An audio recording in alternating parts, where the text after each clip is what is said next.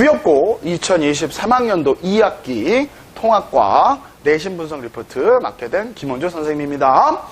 일단 총평을 좀 드리자면 전반적으로 예전에 나왔던 작년에 나왔던 주엽고의 문제 난이도 수준하고 거의 비슷했고요. 재작년에 나와 있던 문제들보다는 난이도가 조금 높다. 그러니까 이제 주엽고가 전반적으로 난이도가 높게 형성이 되어 간다라고 보시면 될 것 같고요. 작년하고 비슷했을 때보다는 비슷한 유형의 문제들이었다. 난이도는 그렇게 된다라고 보시면 될 것 같고, 그리고 이제 90점대 후반 정도 되는 친구들이 1등급이 형성이 됩니다. 그러니까 주엽고도 그 전에 비해서 많이 난이도가 올라갔기 때문에 그래서 난이도 높은 문제들을 많이 적응한 친구들이 많은 것 같아요. 그러니까 시험 대비 공부할 때도 자기 학교보다 조금 더 많은 문제, 자기 학교 기출문제 말고도 다양한 문제를 좀 풀어야 될 겁니다. 그래야 시험 문제를 적응할 수 있을 거예요. 자, 그럼 대표 문항 분석 한번 해보겠습니다. 자, 일단 첫 페이지에 2번 문제. 두둥 나왔죠. 그러니까 2번 문제 생명 시스템 문제에서 여기 지금 염기 조성 비율, DNA, RNA, 그 다음에 염기 서열의 개수 비율 문제. 이건 어떻게 보면 생투 수준의 문제이긴 하지만 보기로 봤었을 때는 그렇게 난이도는 높지 않기 때문에 많이 오픈돼서 우리가 많이 풀어봤기 때문에 이 정도 문제는 여러분이 푸실 수 있을 것 같아요. 그러니까 이 정도 문제는 틀리지 말고 풀으셔야 되겠죠. 용어 느끼지 마시고요. 자, 그 다음에 2페이지로 넘어가면 나머지 문제들도 우리가 조금 난이도도 있고 있는 문제지만 많이 봐왔던 문제예요. 그리고 7번 문제 같은 경우는 수능 유형의 문제고 고난이도 문제, 쪽 중급에서 고난이도 사이에 있는 문제라고 해서 선생님이 문제를 풀어드렸어요. 똑같이 나왔습니다.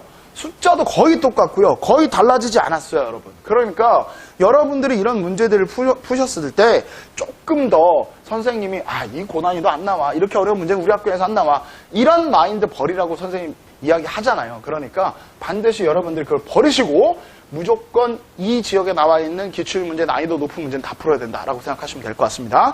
그리고 3페이지로 넘어가면 나머지 문제들도 뭐 난이도도 있고 괜찮아요. 우리가 많이 봤던 문제들이고 11번 문제 같은 경우가 지금 묽은 염산하고 염화나트륨 온도에 관한 거죠. 그러니까 보기 정도로만 조금 보시면 될 것 같고, 낚이지만 않았다면 중화 반응에서 1가짜리였잖아요. 그러니까 충분히 낚이지만 않았다면 온도 높은 데가 중화점이다라고 알기만 했다면 충분히 풀 수 있는 문제입니다. 그러니까 유형적으로 봤을 때는 그렇게 어려운 문제는 아니었으나 조금 더 자료를 해석을 잘 해야 되겠다.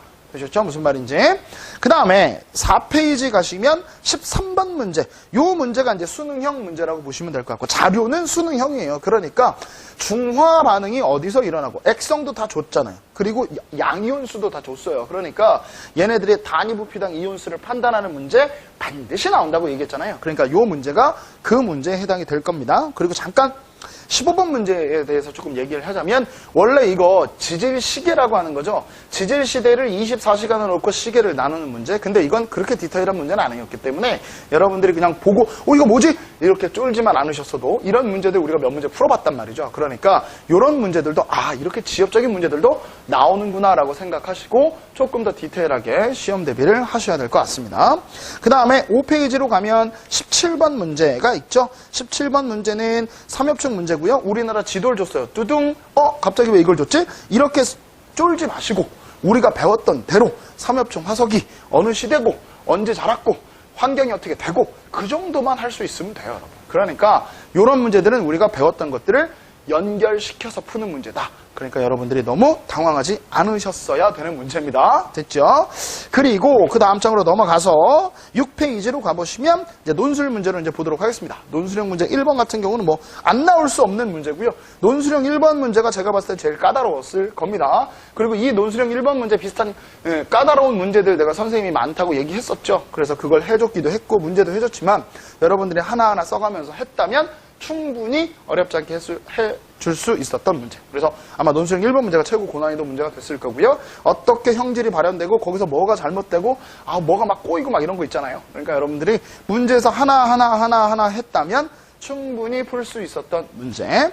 그리고 논술형 2번 문제는 CU하고 에이즈네어 금속 반응성 문제 충분히 여러분이 하실 수 있을 거라고 믿어 의심치 않아요. 이 정도는 선생님하고 많이 연습했잖아요.